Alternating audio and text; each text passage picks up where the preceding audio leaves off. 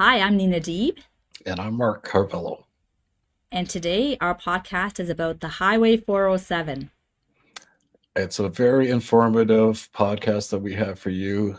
There's lots of information that Nina is going to share with us and updating on what has happened over the past 10 years with the 407. So come back and join us in just a minute. The Nina and Mark Show. We will keep you in the know. Current events and special guests. Our podcast is the best. You don't want to miss the Nina and Mark Show. Welcome back, everybody. Today on our podcast, we are talking about the 407. What on God's green earth is going on with the 407, Nina? It's the worst deal ever. Ontario Place it's given it some competition now, that deal on Ontario Place for that Austrian spa. It's a very bad deal, this 407. The 407 is the only tolled highway in Ontario. It was built in 1997 as a P3 pilot project, and it was sold in 1999 for 3.1 billion. Just 10% of Highway 407 was sold in 2019 for $3.25 billion. So 20 years after the original sale, 10% was sold for more than we sold the whole highway for. And based on that sale, the value that I put on the 407 at that time is I put the value of $32.5 billion as of 2019. And something news happened now. Mark, what happened a couple weeks I think ago? the Globe and Mail had published on March 13th. They gave us some insight on some updates on the 407. That's what is interesting is you mentioned bought out. Who owns this 407? How many buyers are in here? Is it like what is the situation with that, and why is it being sold off to other corporations, or who's buying the 407, and why is that price just increasing and being segmented? And Pension funds. So the 407, there's a conglomerate there. So that was S&C Lavalin. That was CPP Investments and Ferrovial, the Spanish corporation. So that's who owns the 407. and And right now, it's PSP that's buying in, according to the article that was came out in the Globe and Mail a couple weeks ago. so what percentage of those buyers are actually Canadian and actually invested in it? Most of it is Canadian, but Okay, most of it is pension funds. The majority is pension funds. So in okay. 2019, OMERS tried to buy the percentage. There was 10% that was sold in 2009. So when they sold that, the OMERS tried to buy it, but CPP Investments they had a first right of refusal and they closed on the sale. So the sale was not, it was at like the battle of the pension funds to buy our highway. And I know you have a segment in your book, 7 Minutes, that has this topic in it where you discussing the 407. Do you have an excerpt from your book that you can read out to everybody? By the way, it's an excellent book, and you should read it if you want to get an update, not only on the 407, but obviously housing and everything that was going on, like in our previous conversations for our podcast. So, do you have something from your book that you can read that Sure. kind of Actually, the describes? data that I gave you was right from my book. So, and one of the Okay. reasons that I've honed in on the 407 is because we forgave them $1 billion. So they owed the taxpayers of Ontario $1 billion because they overpriced the highway. So traveling on the 407 is too expensive. So people aren't using it. So the ridership was down and they owed us $1 billion, and that was forgiven to them. So what they learned from that, the lesson learned and the precedent that was set is if they overprice the ridership, the 407 ridership, and if it's not used by the people of Ontario, that the people of Ontario will then turn around and forgive them the money that's owed to us anyway. So they overprice it so that we don't use it. And then we're forgiven. We're the ones that aren't paid our portions. So they get to make the money on the ridership of the 407, what money was made, and we're the ones that didn't get our funding from them. They owe us that money. It was forgiven, and it shouldn't have been, because like you think about, we only sold it for 3.1 billion. We've now forgiven them $1 billion onto. It's just insult to injury over and over again. And it seems like it's just a never-ending money pit that is out of pocket for taxpayers, and it's just continuing and continuing. It's almost as if it's a some type of planned disastrous purpose for travel that has just kind of gone sideways over the years and is just eating up taxpayer funded or money basically, and to serve its purpose for what it's useful for is when you're in the traffic and you have to make that choice. Am I going to stay here in this traffic or am I going to pay the toll? And for a lot of people, they'll pay that toll. But in my opinion, I think a lot of people are trying to avoid the 407, as you mentioned, right? Drivership on that highway is more of a desperate move to get out of traffic more than it is, to sponsor this havoc of trying to travel from, particularly, obviously, through Toronto and heavy congested areas from the city out to the rural areas. So, Mark, what do when you we think? wrote that song, do you remember when we wrote that song and we Yeah, included the portion about the 407 in there, how expensive it was to go camping in of Ontario course. because of the 407? Well, you weren't So kidding when you were crunching the numbers on that little thingy, the old school calculator. Those are actual numbers that you're saying, if we do want to go camping, this is what it's going to cost. Let's not. $170 one way Yeah. for the 407 Well, with our trailer.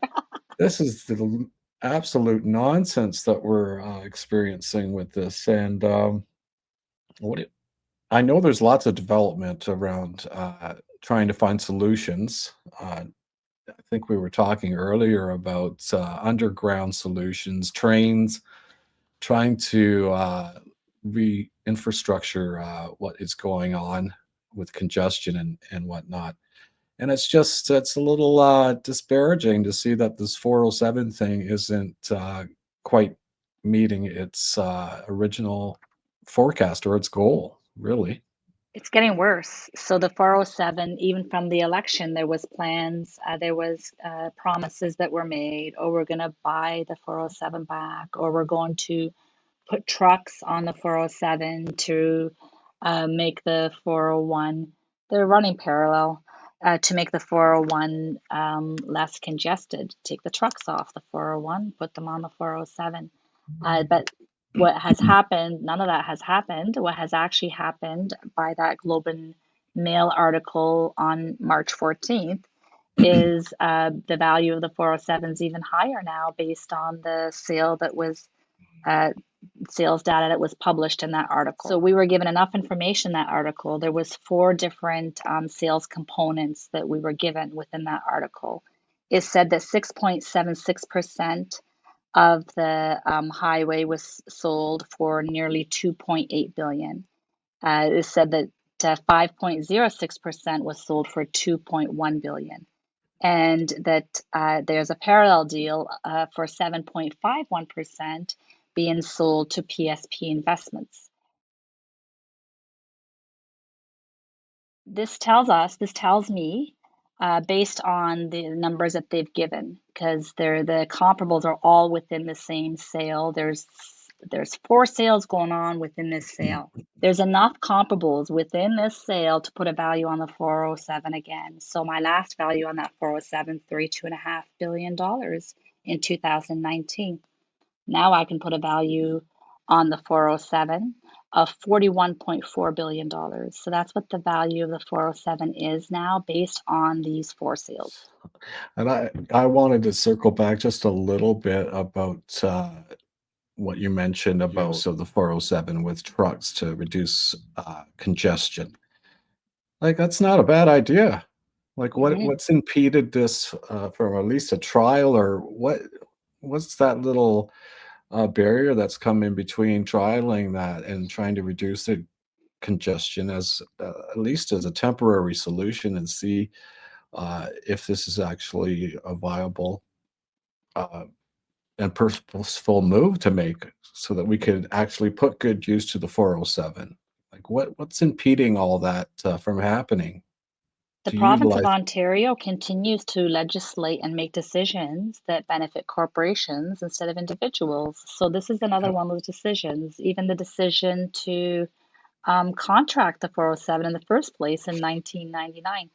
This highway would have been paid for in 3 years. So 3 more years, and we wouldn't have been paying for this highway anymore.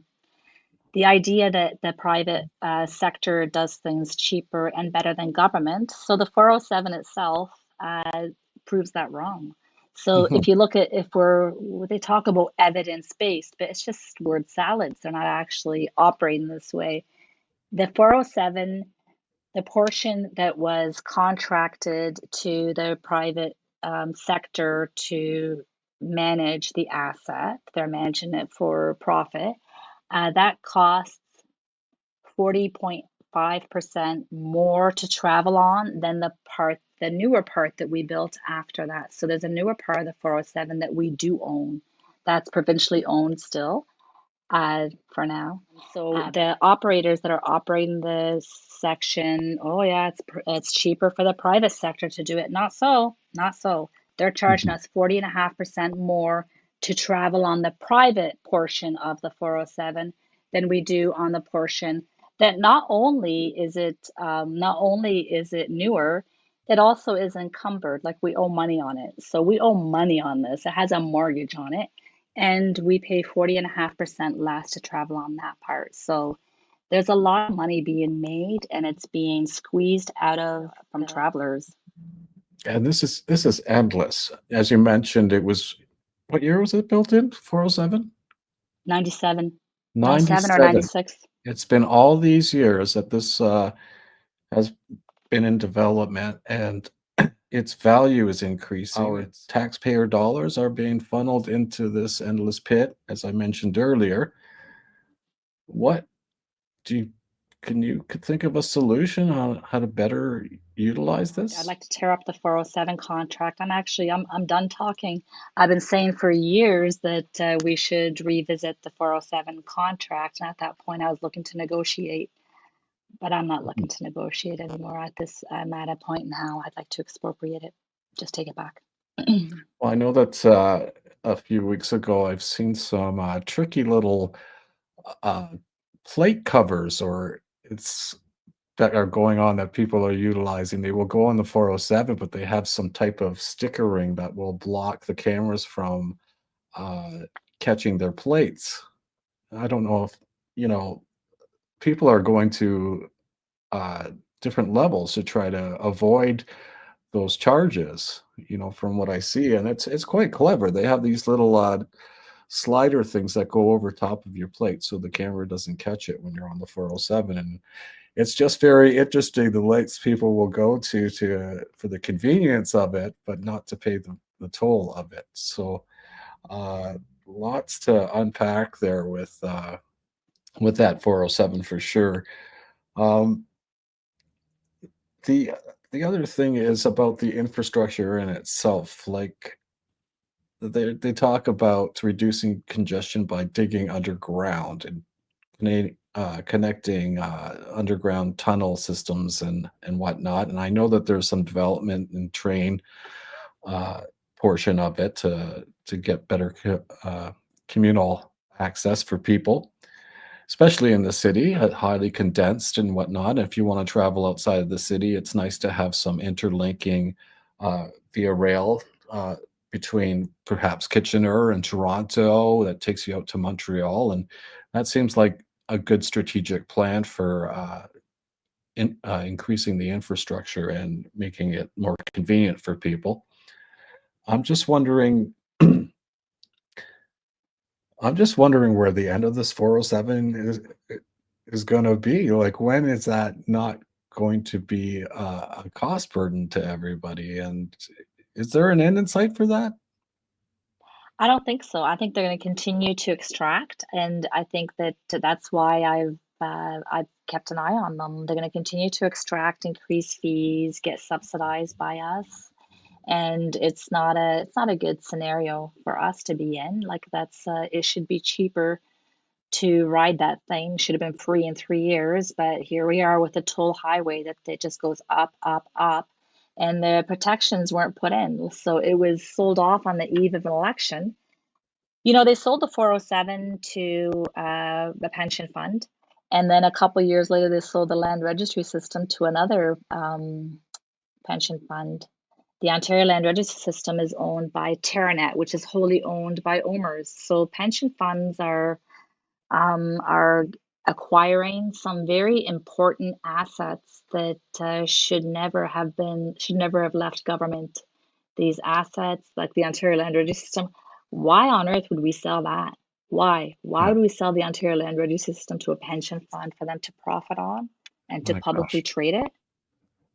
Well, I guess that's the question. Yeah, and I do want to circle back. You mentioned that you somewhat have given up on the concept of lobbying for a new vision of what the 407 is. Mhm. What was the deterrent? Are you out there? You're speaking to members on a council or a board or whatever it is.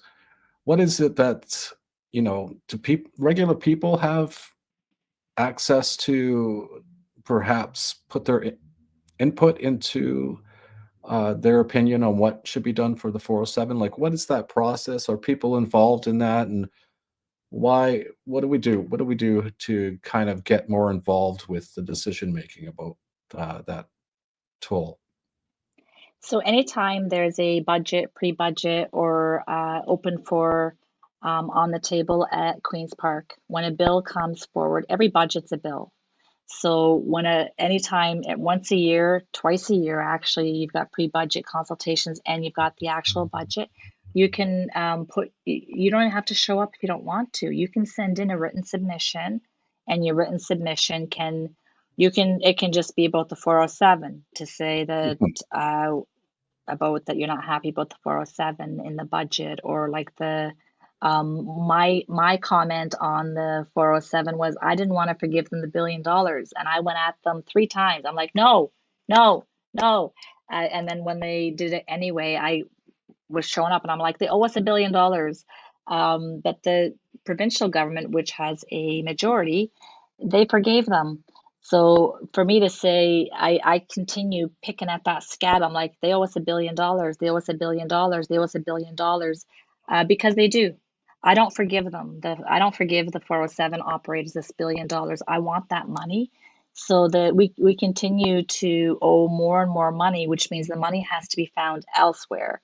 Where is that elsewhere? Individuals. Hmm. So the corporations don't pay, the pension funds don't pay. They're extracting from us, and then they're the ones being forgiven. Yeah, I don't like that. I don't think that they should be forgiven at all. They got the asset for nothing to begin with. And the Ontario Place deal, it's even worse. It's actually even worse than this 407 deal, in my opinion. But right now, this 407, like that sale that came out, and I thought that's almost $10 billion it went up in like 5 years. What has the It's 407 done to grow this kind of value? What did it do? I think when people really dig in a little bit about the information on the 407, you could really see how it is nonsense. It is utter nonsense that is going on. It's so disappointing. There are so many other priorities, to funnel money into. Certainly, in our one of our earlier podcasts, we were talking about homelessness and all this kind of stuff, about food pricing, and why that $1 billion is a lot of money that could be spent wisely in other areas, other priorities that are going on right now. Um, and it's you know what it's the fork in the road when you get onto that 401 and you're traveling, and then you have that fork in the road where you're like, am I the 407 today? Am I going to be that guy that's going to do this? It really puts a lot into question, you know, about what our priorities are and how to best make a decision that benefits the people for once. And I don't know uh, where legislation can improve this. I did like the idea suggesting to kind of use it as a travel for trucks. I mean, for anyone that's ridden on the 401 or any type of highway, it's somewhat impeding to see that many trucks traveling alongside with you at those speeds. And it would be nice to have a little bit of a reprieve from the highway driving and have trucks have a dedicated lane. I hope that the 407 does something to improve the situation and make the value and its purpose for what it was meant for. And if it cannot be the money trap that it is to the taxpayer, who knows what the solution is? Apparently, this is going to go on and on for years. Uh, and if there's no clear end in sight, that 407 is certainly a frustrating bone to pick at for sure. Mark, if enough people are asking for the trucks to be moved to the 407, if people are loud enough about it, it will be done. So, like when the premier and his entourage came to Kitchener to Bingham Park, the people of Kitchener wouldn't let him in. Like he was trying to get into his hot dog serving party.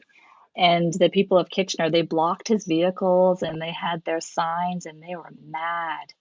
And it was over many things, but the Greenbelt was really what they were mad about. And he had to come in the back way Mm. with his SUVs. He didn't think of using his helicopters yet. But the people of Kitchener turned him away, and it wasn't long after that he and his caucus came walking out in the parking lot like the dogs with their tails between their legs and saying, "I'm sorry, I told you I wouldn't touch the green belt, Mm. and I'm sorry, and I'm gonna reverse it." So we can apply public pressure to get the trucks off the 401 because all three other parties said that they were going to do that. And not only did that not happen, we have the total opposite happening here. So we have pension funds gorging a little more on the taxpayer, squeezing the taxpayers a little more for higher fees, the fees actually went up. So that not only did the fees not go down, the fees went up. So we gave them $1 billion forgiveness because they've overpriced the Mhm. product. And that's not how markets work. And I said the same thing about those high rises that are sitting empty. So when private equity gets involved, they're bad actors. Why would we get Mhm. into bed with bad actors? Like, That's right. why do we want to be involved with corporations like this? They're not Well, it's making anything better for us. They're just taking. well, it's interesting how disconnected uh, some of our legislators are and our governments. You mentioned Kitchener at Bingham's to have somebody come in and deal with people. Accountability is a big thing. It's nice when you're in your office and you're making decisions, but when you're out there in front of the real people, they're going to let you know you made a mistake and you're accountable for these type of When he things. came to Kitchener, he made a promise and he said that the people of Ontario are going to have single detached houses and a finished basement that you can rent and a fenced yard and for $500,000. Oh my! So Wow. so the people keep saying, "Where's my $500,000? Where's my $500,000 new home, Doug Ford?" So that's a promise that was made on that day when he came to Bingaman's in Kitchener. How homes are going to be available all across Ontario, brand new homes for $500,000 with finished basements that you can We're rent. going to donate land. We're going to work with our municipalities. We're going to offer a 1,600 square foot home with a basement that's finished that you can rent out or have a family there. We're going to have a backyard with a fence. You're going to have a paved driveway under $500,000. Sounds like a dream come true, doesn't it? And it's fun. It is so funny how our politicians can come into a situation and make promises that they don't keep, and get back to their office and, don't deliver on what it is. It's all people pleasing at the beginning and trying to get votes. But in reality, that dream world certainly doesn't seem to be happening. The And I province also, of Ontario has oceanfront property in Alberta. They have oceanfront property to sell us in Alberta. That's what the province of Ontario has, because these promises are just empty. They're just wow, talking word salad. I didn't know Alberta had an ocean, but that's kind of neat. uh, I guess the other thing is for our listeners that who may be catching us on YouTube, let's hear some of your comments. If you're living in Ontario or if you're a regular traveler through Toronto and Mississauga or wherever you're traveling to on a highway, let us know what your opinion is. Give us some comments on YouTube, and if you're catching us on YouTube, and let us know your thoughts on this because for one topic, there's a lot to be said, and a lot of the bureaucracy and things that are going on with the 407 and charges. There's a lot to discuss here, so we're hoping you enjoyed this podcast with us today. I hope we got some information, and thank you, Nina, so much for referring this as our topic. And thank you very much for your book, by the way. It's 7 Minutes. It's by Nina Deeb. Where can people get your book? It's online, and it's going to be available through all distributors. That's terrific. And okay, and we'll have another exciting topic to talk to you about here on The Current with Nina Deeb and Mark Carvalho. Thank you. The Nina and Mark Show. We will keep you in the know. Current events and special guests. Our podcast is the best. You don't want to miss The Nina and Mark Show.